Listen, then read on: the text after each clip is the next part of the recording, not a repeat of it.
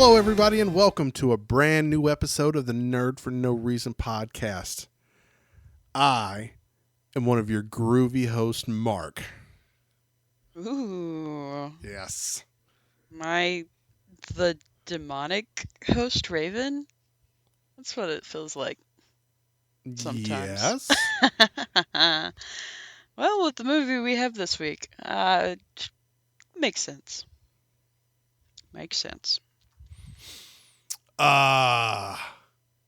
Raven. So, yes. I don't know. Do we do our normal banter? Because, let me give you a little peek behind the curtain, America.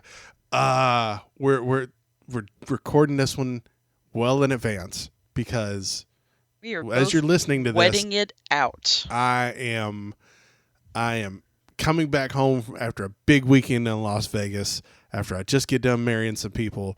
Either I have cried like an idiot up on stage as I marry my friends, or I have failed miserably and my friends are like, "You've ruined our wedding." And I'm just crying because I'm embarrassed, or I'm just crying because it's all over with and I'm going to spend the next 4 hours sobbing on the way home because it's all over with. Just thankful that I'm on the other side of this thing. That's fair. I make it sound like I am most understandably stressed and nervous about this thing. It's a money thing because, flying pretty much across the country to go to this thing. I'm very nervous in the fact that I am officiating this wedding for some friends of mine, and I'm trying to find this nice balance of a traditional ceremony and a something that they will like, that's personalized to them, but it's not just like all of the traditional ceremonies that I've been to over the last however many years. Where it's like, oh man, if you really love Jesus, come and accept him into your heart, and let's stop for like a 20-minute song break and all of this. We're not doing none of that. So I'm going to go up there and I'm going to give him a speech. And I think I've really worked up a really great kind of speech, thrown in a bunch of movie references. I think I've really done good, and I hope I have. And they've put a lot of faith in me, so that puts more stress on me to really kind of do a good thing. The thing that I'm looking forward to the most on this trip, and this is going to sound really dumb, but is the rehearsal dinner, because it's at some random Mexican restaurant. It's not like a casino of a 5-star Mexican restaurant. It seems like it's just like a kind of a more higher class Mexican restaurant.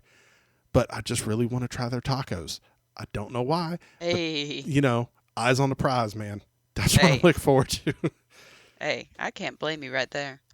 Chris and I will also be at a wedding because Chris will be a groomsman for one of his friends that he met in college. Cool. So, we will be in Florida, though. Yeah. And that should be pretty interesting. Should be a good time. I don't know how far to the beach or anything we will be, but we will be in some form of Florida where I hope it's just not freaking hot. What part of Florida are you going to be in? The heck are we going? Jacksonville. Oh, yeah. That sounds right. Yeah. No, Jacksonville's dope. Sweet. Will it be hot in Jacksonville? I do not know. Yeah. It's like one of those weird, it's like one of those weird places where it could be hot and muggy and miserable, or it could be like the way it is here and be comfortable. It looks like the weather is going to be probably rainy, but not hot. So, you might be okay. Yeah, that'll be fine for us. Yeah. I think it's an indoor wedding, as far as I know. I know absolutely nothing. Okay. But that's okay.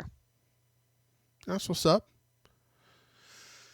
You ready to dive on in to the scariest movie you've probably ever seen? ever. Here's the funny thing about this movie. First off, let's do the big movie intro. Ladies and gentlemen, this week on the Nerd for No Reason podcast in Spooky-tober.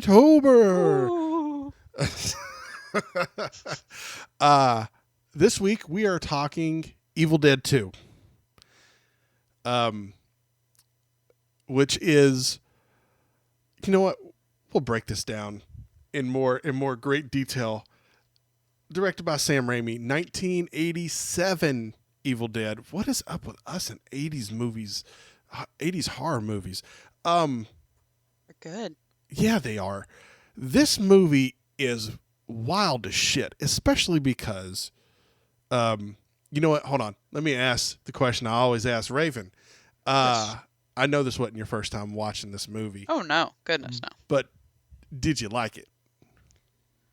Man, oh, man. This was Chris's first time watching it, so listening to his feedback was kind of fun. Had he seen the original Evil Dead? I was like, man, I don't think he's seen Evil Dead. And he was like, no, I watched it with you and your mom, and yeah, it was fine. And I was like, okay, well, they're both kind of goofy.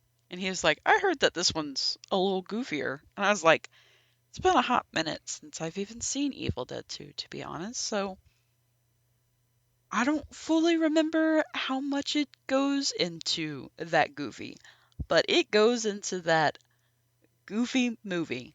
Oh, yes. If this was about, oh my goodness, let's dive into this. So okay, yeah, let's go for it. Let's start with the fact that when I had first seen, I literally watched all 3 of the Evil Dead movies in a 2-day span because that's what my mom and I used to do. Every weekend we'd just like find horror movies to just watch, even if they were like super trashy or whatever. It was our thing. And the first time I watched Evil Dead, I was like, what the fuck? Why are you showing me this? And why are people saying that it's a good movie? And I was like, Mom, I did not like that. And she was like, okay, well, we're going to watch Evil Dead 2 next. And I was like, okay, fine. So we watch it, and I was perplexed. Because what is this? Why is Ash right back at the same little cabin doing this weird little thing? He's got that little necklace. He's got things that are reminiscent of the first movie. I am so confused. So Chris is like, let me look this up. And we discuss the fact that it is a quote-unquote prequel. And I was like, what the heck does that mean? And he was like, let's look into it. So, Evil Dead 2 is basically just being like, let's forget about Evil Dead 1. We're just going to kind of go back to this weird little obscure moment, and we're going to pretend that that's where things left off. And I was like, I don't understand that, but yeah, sure, let's go for it. So that's how we started our entire little segment of watching this movie, because I was like, all right, whatever. Because Ash is just like, let's fucking spin these tapes on and see what goes down. Because I was like, the book's right on the table. And it's, he had that little necklace. He gives it to his girlfriend. And it's just like, what? Is he just pretending? Is he crazy? Does he forget everything that has happened? No. I had the same response whenever I saw, or when I saw it too. I was like, what is going on? Why am I watching the same movie again? And even this time, I did like the first 5 minutes of both movies, because I wanted to kind of see how we were pacing, like how kind of close they were. Mm-hmm. And this movie very much, once it starts, it never stops. Nope. This movie goes, once you get to the cabin and he plays it. I mean, this is the first 5 minutes of this movie. It goes berserk in the best way possible. this, you could tell very clearly that Sam Raimi was like, I want another go at this. Let's do this again because we got a bigger budget. Mm-hmm. Let's go. Let's get nuts. And Oh, man. Yeah, this is, for me, head and shoulders way better than the first Evil Dead, but also because it kind of seemed like the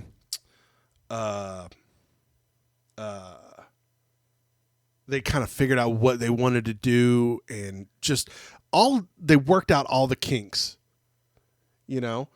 And my notes for this are very weird because as detailed as like Scream was and Barbarian and all these other movies I sit down, I was watching this and I'll take like a little note, and then I'm just sitting there watching it like, oh, this is crazy and insane. Like the camera work is bonkers. Yeah. You know, the special effects are so crazy. And just, I'm like, okay, cool. Like, I'm down with it. It's just a movie that you just got to just experience in the best way possible. Yeah, that's fair. I've gotten to the point after we went on our lovely little vacation a few months ago, and like some of the people were like, "Do you guys watch stuff with subtitles?" And I was like, "Ew, no. Why would I want that?" I got very much invested into watching anything now with subtitles. And so just watching this movie alone with subtitles was pretty wild because of literally all of the like weird noises that were going on. It's like there's whooshing and there's cracking and there's trees and there's moaning and blah, and I was like, what the heck is happening here? But so you go through the whole little beginning thing where Ash, you know, becomes part of the monster, and then he's just like all covered in mud, and then like sunlight happens and he's like, oh, I'm back to being normal. And so the very first like big thing that I see in the subtitles is it says demon saying join us, and it's like that weird Really? little face. Yes, it's like a little face that comes up in front of the house, and it looks so silly. It's so goofy. But it was it was very fun to watch it with subtitles. I'm not going to lie to you, because it just gives this weird little depth to it. So, yes. I might have to go back and see if my copy has a subtitle track. The subtitles kind of cracked me up. I'm not going to lie, because they were going for it. They were like, yes, this is what's happening, and this is happening, and this is happening. Let's see. I really like the special effects in this movie are so great and cheesy and campy and just so dated. They are, but at the same time, I appreciate the fact that they made this movie with like what feels like $500 and their best friends on the weekend, which is clearly what the first Evil Dead was. And this one just seems, like they just had a bigger budget with that same kind of just flair and just kind of spirit. There we go. No pun intended. To make the same movie again. It's very campy, and let's talk about the real reason this movie is so great, and that's Bruce Campbell. Because Absolutely. This man, I think last episode we talked about Matthew Lillard giving an Oscar-worthy performance at the end of Scream. Bruce Campbell, man, this man acts his ass off in this movie because most of this movie is just him. Mm-hmm. and he's running from ghosts, and he's got that strong jawline, and he is just listen, the only thing this manly man is missing is a beard, but then you would hide that awesome jawline he has. It's great. He has a fight with his own hand and looks like legit, like he's seriously, like He's his hand is just possessed. smashing plates into his own face. Man, how are you just gonna be like, oh, and just like continue to keep going on like it's not your own hand that's causing you all this weird little trauma? Right. But yeah, no. He really gets into it. He is doing the thing, and it was like, this is gonna win me an Oscar. We know it. Right. He did the same thing that Matthew Lillard went for.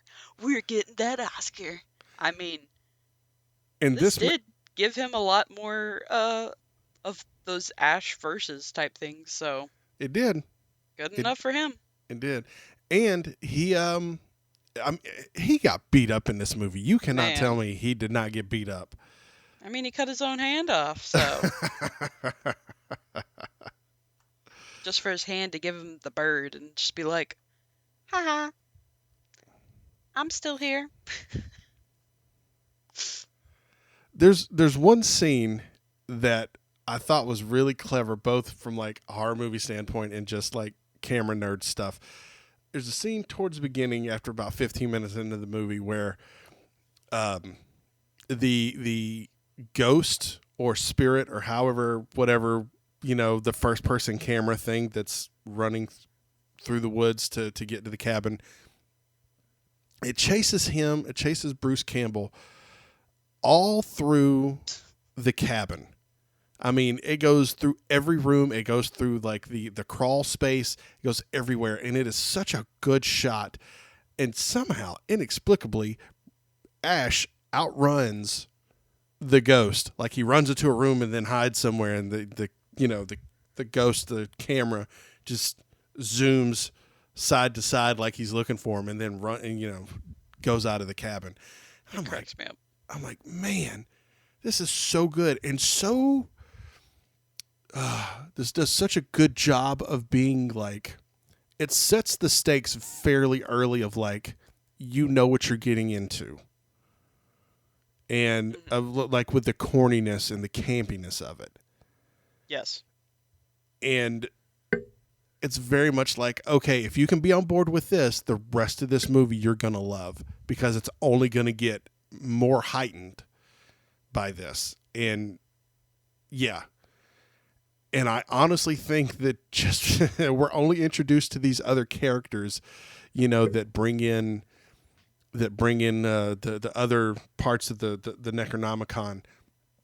We're only brought that in just to kind of give Ash a break, to like logistically, story-wise, give him a break, because it just can't be an hour and a half of him running from a ghost and getting blood shot in his face and all of this other type of weird horror movie campiness that's happening, just to kind of give him a break just a little bit, to give him some way to get out of this.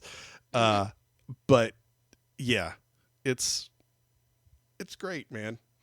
This movie is super fun. This is another movie that I can't wait to let the kids watch, to be like, if you like this, you're gonna love a lot of other things, because this is like right on the verge where it's not really scary, but it is a little bit, but it's also super corny to kind of offset that scariness.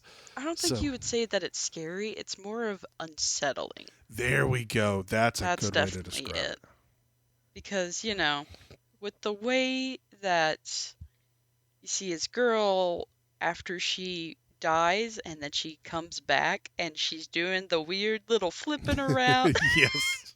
So cheesy to like look at it now and be like, what am I looking at? Did they do this as like some kid's claymation thing that he did for middle school? Like, what's going on here? But you got homegirl doing her little flips and stuff, and then she eventually comes back over, You've got where the makeup department obviously thought that they had ate this alive, and they were like, we are going for it. We are creating all these weird faces. We're putting in the crazy contacts so their eyes are just completely like white and foggy.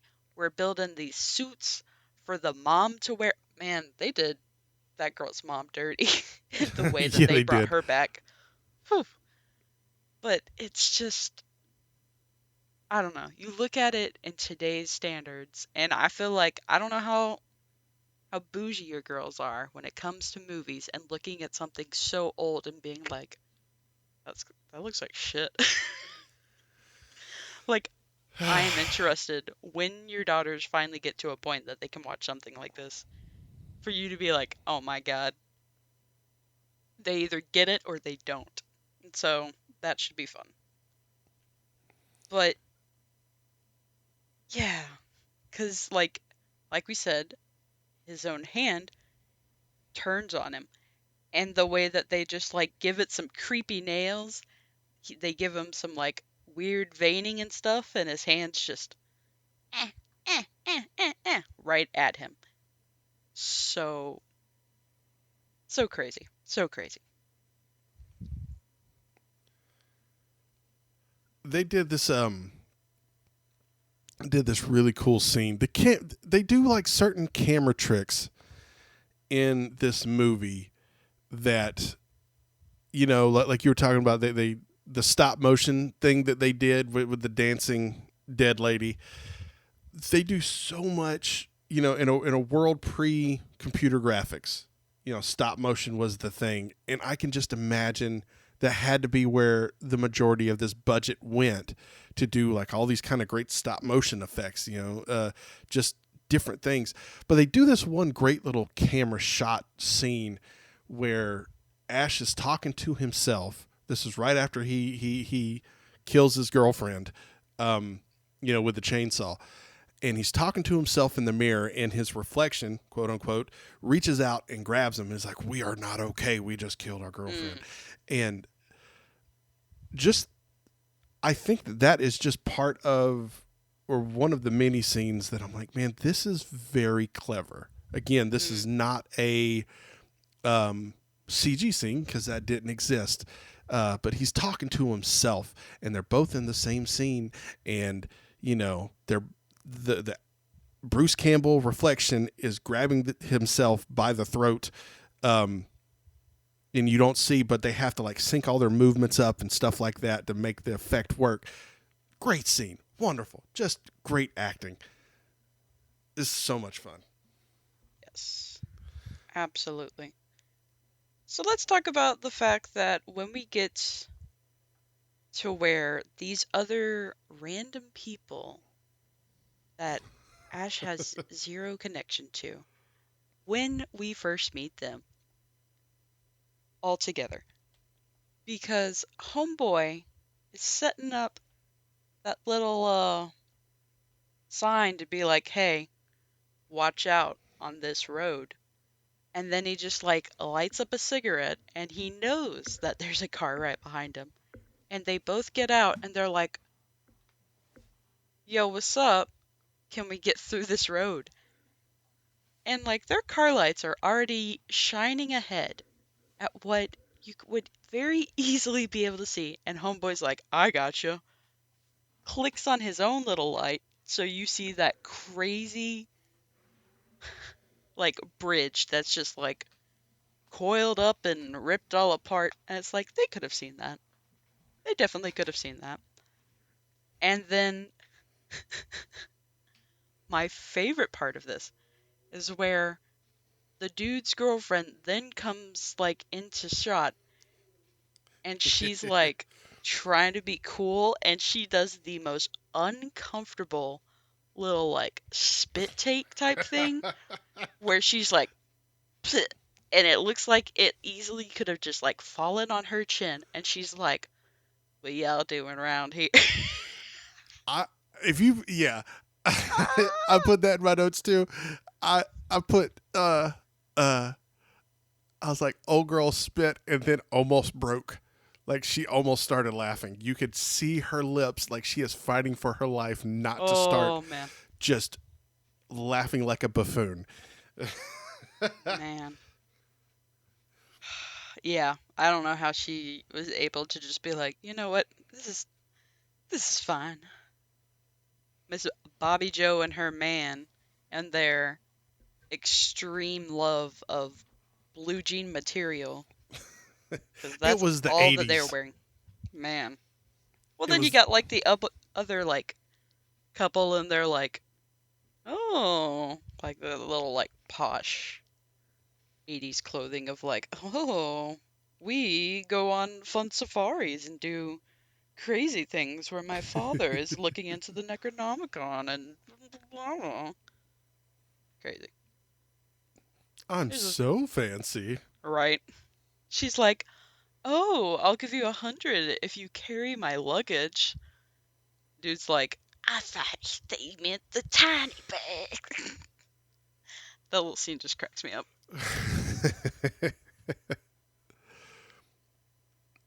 um I like how when those people first meet Ash, they burst into the cabin and they just start whooping the shit out of him.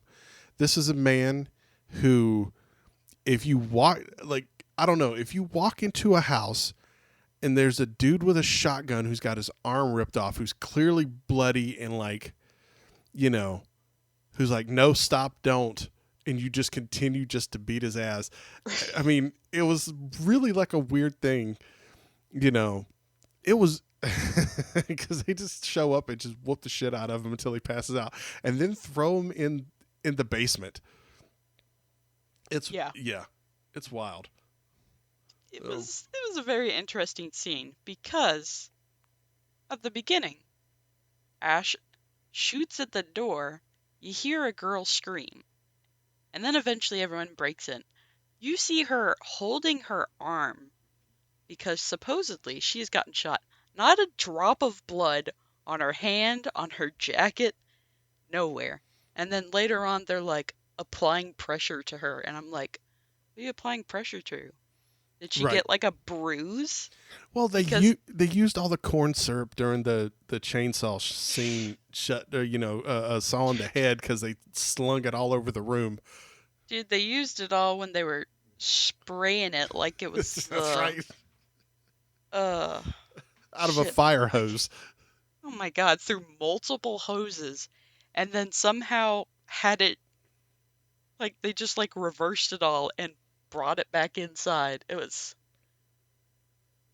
movie was they were going for that gore. Yeah, they That's were. 100% what they were trying to go for, and it's just so funny to watch at this point. Yeah, but this is, in my opinion, the way you do gore.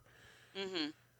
You do it to such a wild, excessive amount that makes it corny and campy.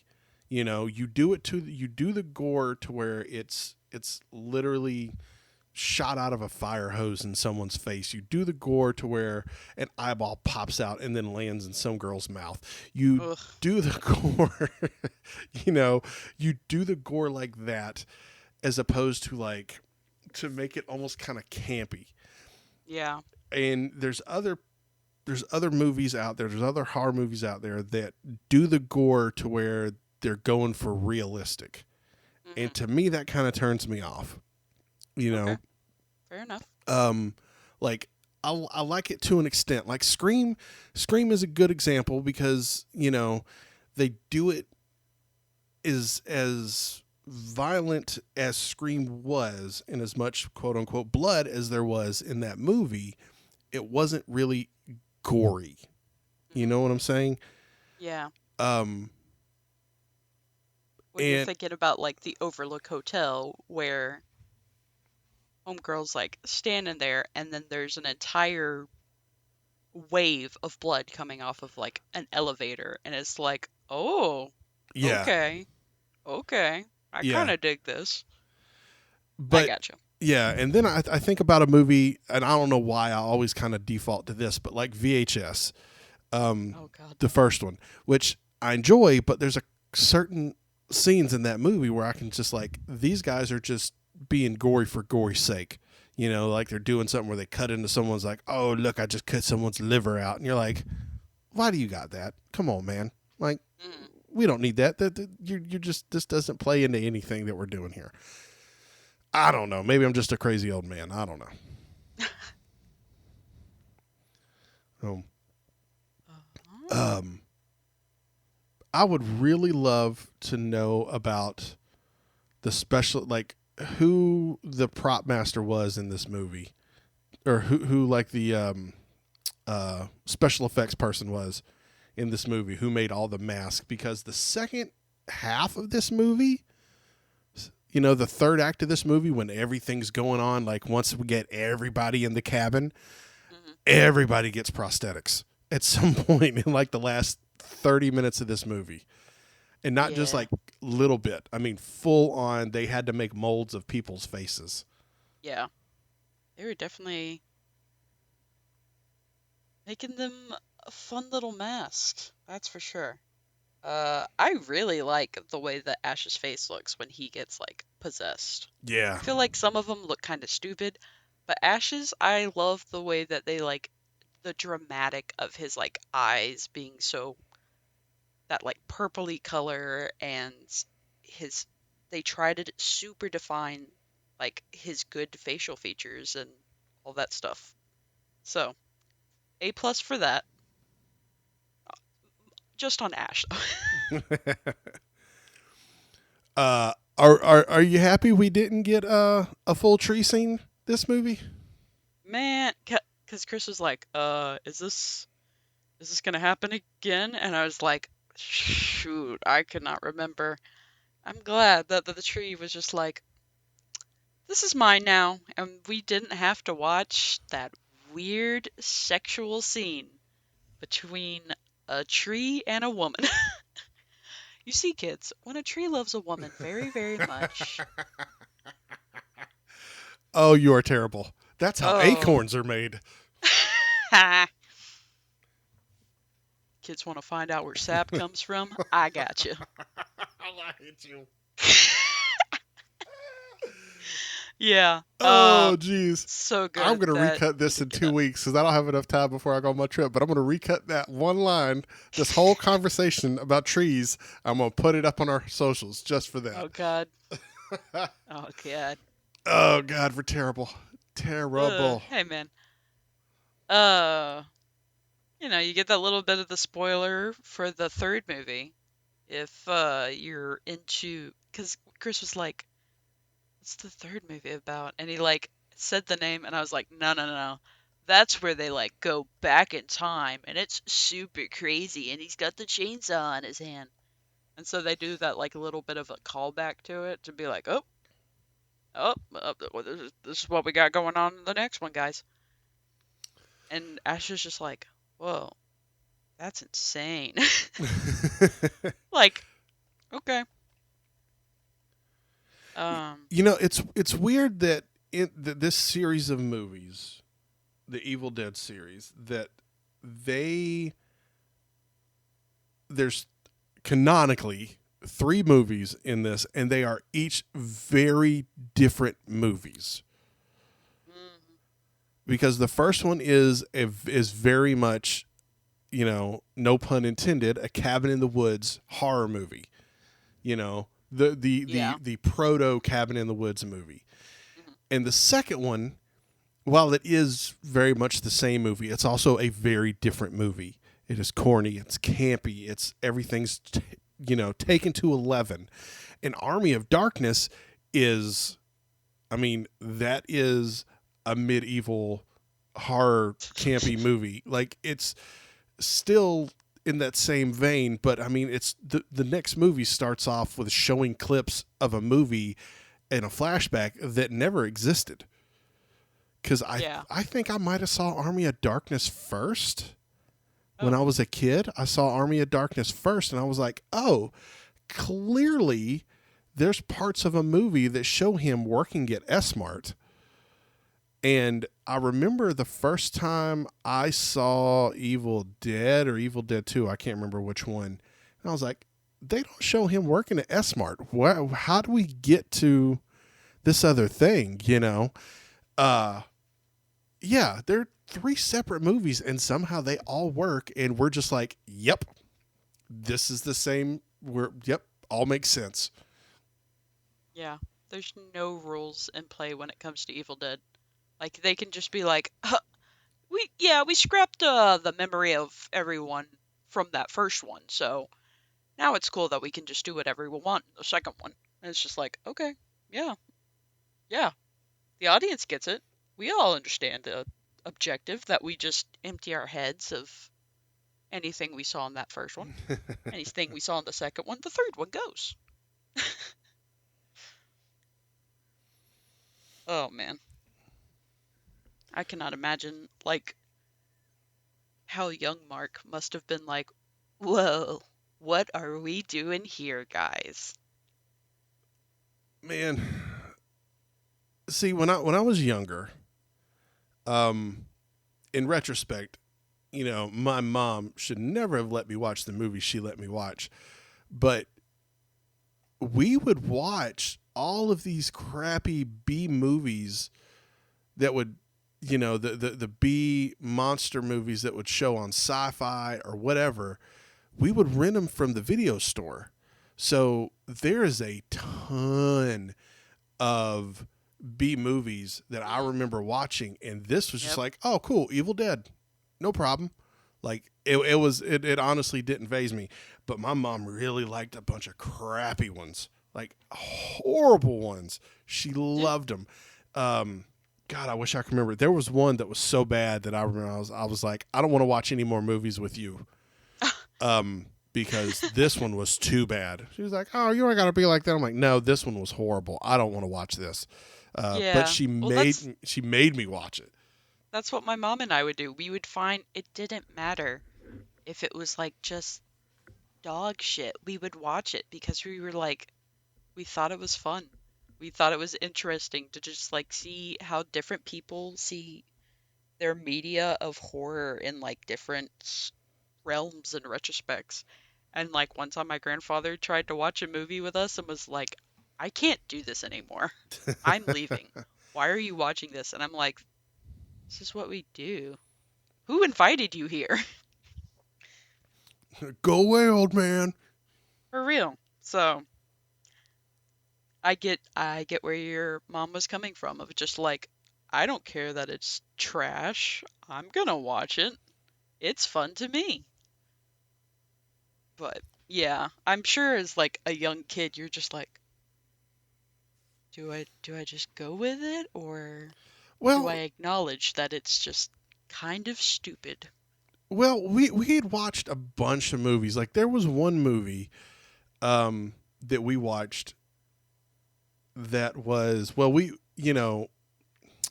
let me start over.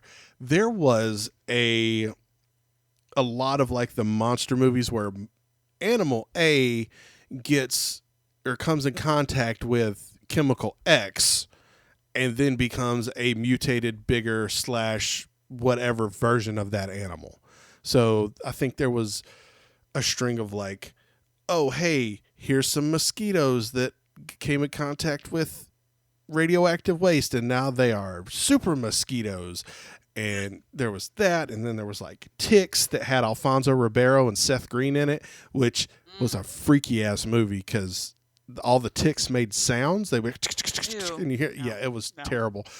There was one about a crazy baboon in a research lab that was bonkers, and the one that put me over the edge where I was like, this is too dumb. I don't want to watch movies. I think it was called Shadow Creature. I'll have to look it up. I'll come back to you next week and let you know. But it was very much a movie where everything was bad about it. The acting was bad. The suit that the creature had was bad. It was like a Creature from the Black Lagoon type thing. And Ooh, it was horrible. I think about damn. like 15 or 20 minutes in, I was like, I don't want to watch this. She's like, no, you're going to watch it. I'm like, but I don't want to. I'm 12. I want to go outside and ride my bike. She was like, no, watch this movie. And The only parent that would be like, no, you can't go outside and enjoy your life. You got to sit here and watch a movie with mom. Goodness, No. that's funny. Uh, I don't know why you describing that made me think of that movie with Kevin Bacon, where they are trying to make that giant gorilla invisible, and Kevin Bacon's like, "Let's test it out on me." And he becomes invisible and starts doing a lot of sketchy shit. Yes. Yeah. Hollow Man. Yes. A movie. Yeah. Because, like, that in itself was kind of a weird little thing. Like, why are you trying to make this gorilla invisible? Why do you want to do that to this poor creature? It has done nothing to you. Leave Brittany alone. Thank you. Oh man. You know what? This is a perfect segue into our next section of the podcast. Do you have anything else you want to touch on before we move into our next? Nah, I guess I'm good. Okay. Good. Let's go for it. All right. I'd like to go ahead and go first on what has made me happy this week. Okay. One of my genuine consistence in my life prior to the pandemic, more so than just about anything else in my life, was a podcast that I listened to for literally about 12 years. It was a morning radio show based out of Los Angeles from the world famous K-Rock. It was a morning show, Kevin and Bean. And I stumbled sideways into their morning show podcast. And every weekday they would put out an episode of the day before. So that means on Tuesday morning, I would go to work, and whatever work I did, I would listen to the previous day's podcast. And that was my morning show. I dislike all of the radio shows on my local stations. Yeah. There's a lot of them that tailor to the fact that, oh, we're in the South. Let's do dumb country humor. Yeah. I'm sure you know exactly which one I'm talking about. Yeah. And then the opposite end of that spectrum is there is the whitewashed, so bland a chicken of morning radio show, which is like War of the Roses, Ryan Seacrest, that style of just like, oh no, I really like Tommy, but Tommy don't like me. Let's call him and give him some roses, see who gives it to, see if he's cheating on me. That kind of stuff. Or the Steve Harvey morning show, which is pretty much my only three options where I live. So I found these guys. I love them because they felt like a radio show that I enjoyed, where it was, we can talk about pop culture and rock and roll, and, we know who the Kardashians are, but we hate the Kardashians. We're going to cover them out of spite because it is such a ridiculous thing, and we're going to make fun of it. And I appreciated that. It wasn't like, oh my God, Kim Kardashian, she built her empire because she was a makeup, she did makeup for Paris Hilton. No, she didn't. We know that's a lie. Don't lie to us. We all know why she's famous. So I say that to say the show got canceled in 2020, right at the start of the pandemic. The radio station changed management, and they were like, everyone's gone. Oh. And the show had been on the air for 30 years at this point, and there was some rabid fan who hoarded all of the audio he could get his hands on and categorized it, all of that stuff. And now you can go to the Kevin and Bean archive, not affiliated anyway with the show. They've made it very clear, listen, this dude is not affiliated with us. We love him because he has better records of our show than we do. Damn. But he has every morning show, every episode of this morning show from mid 2006 up until the day the show was canceled. So I am currently listening to episodes from 2007, September 2007, and it is fascinating, and I love it because Nice. because you said leave Brittany alone.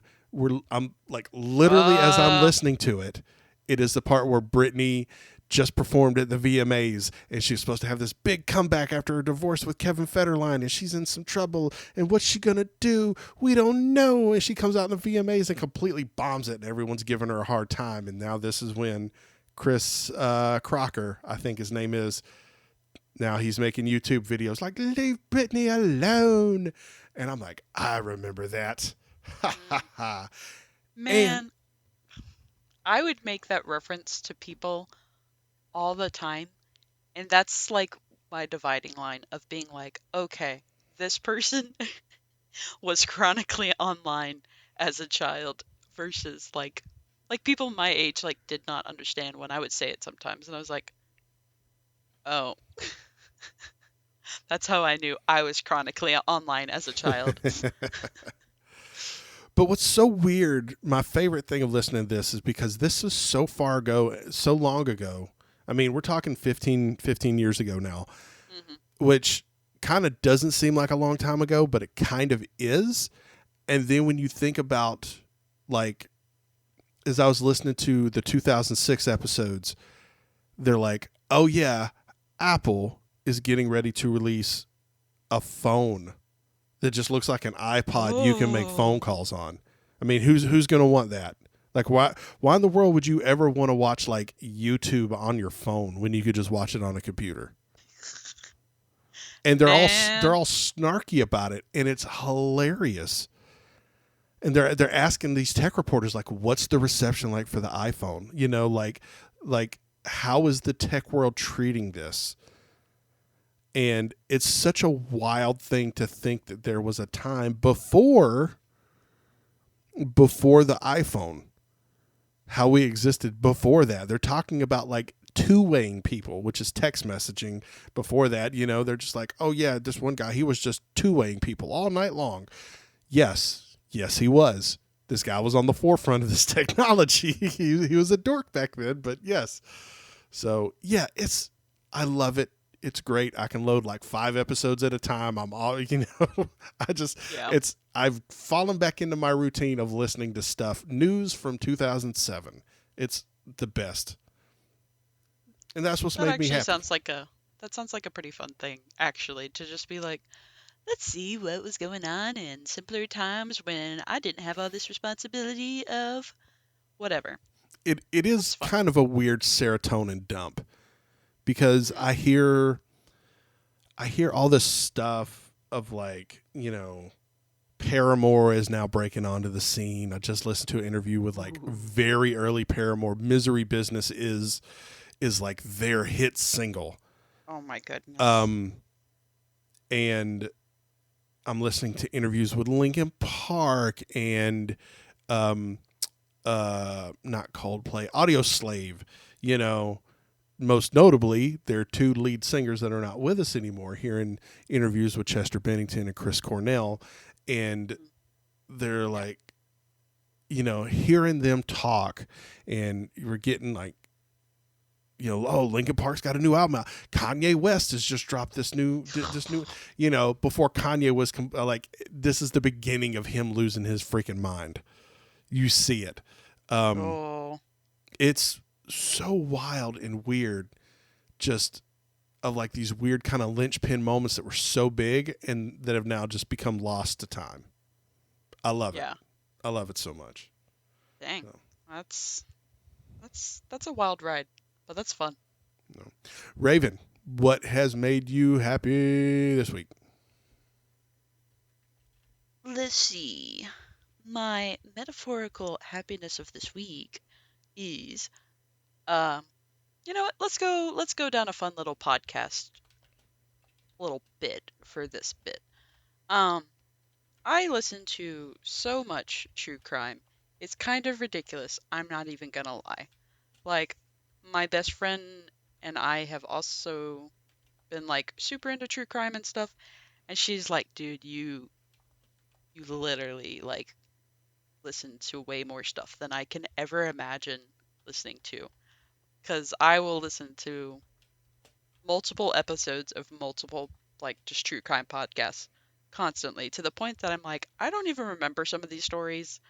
until they get to enough of a part that I'm like, oh yeah, and she was the one to blah blah blah. And it's crazy. But I've also been listening to like so many audiobooks, and it's great. But uh I'm gonna give a fun little recommendation for podcast if anyone likes true crime. I really love My Favorite Murder. Of course, they were the very first start of all of my insane love for podcasts that I now have. Um, it's just like so fun to listen to them do their little banter. I also listen to this one. It's called The Opportunist, and it's basically about like cult leaders or people that find really obscure ways that they can realize they can take advantage of a form of system and use and abuse people. And it's so good. Some of these people go like so in depth, and like they'll bring on so many different like people that were in part of this like little cults or experiment of some sort, and they're like, how do you realize that you like fell into this, and what point did you like realize, oh, this is not good, I need to get out of that? Because so many people obviously think that I would never fall into a cult, but it happens so much and it's so insane. And like it's so fascinating to me to just like listen to things like that, and just I get so just like, would I fall for it? I probably would. I'm a little stupid, I'm not gonna lie, but like, you hear like your family talk about stuff and you're like, why would you believe that? Or, with all the politics and stuff that are starting to come back up because election season is not that far away from us, unfortunately. Oh, yeah. Oof. But like you just listen to things and you're like, I don't understand how you can believe some of this stuff. Or, if one person claimed that they weren't standing by this one thing, and then fast forward, a few years, and they're like, no, I helped with all of this. I was fully behind it the whole time. And then like people just like decide to turn their back on the like person that they've been obsessively following, to be like, you're lying though. You don't, no, you can't believe in like some of the stuff now. It's crazy.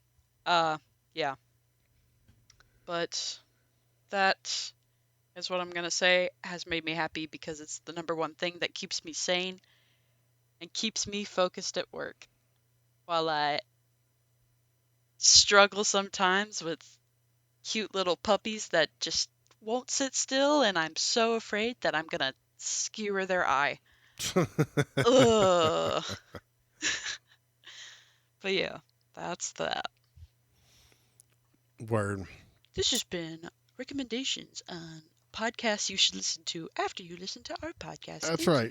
you. Is it weird that we're like, yeah, I like listening to podcasts. Go listen to these podcasts too. While you listen to our podcast, listen to all the podcasts. Dude, I feel like so many podcasters are like, oh no, this is the podcast I listened to this from, and they gave me the idea to go do this one.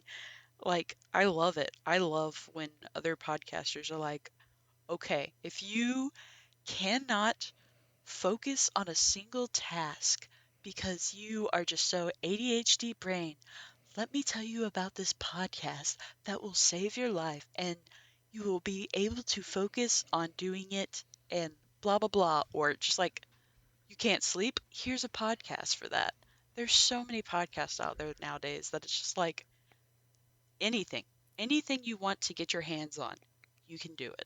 And Yep. I love that people are like, this is my other little niche. Here, look into it. So it's good. I enjoy it. Awesome. Yeah. Raven, Awesome pawsome. Yes. tell everybody where they can find you on the interwebs.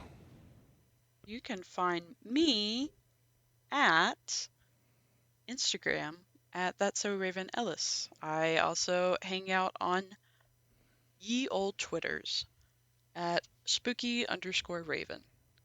You can find our lovely podcast online on social networks at Nerd for No Reason.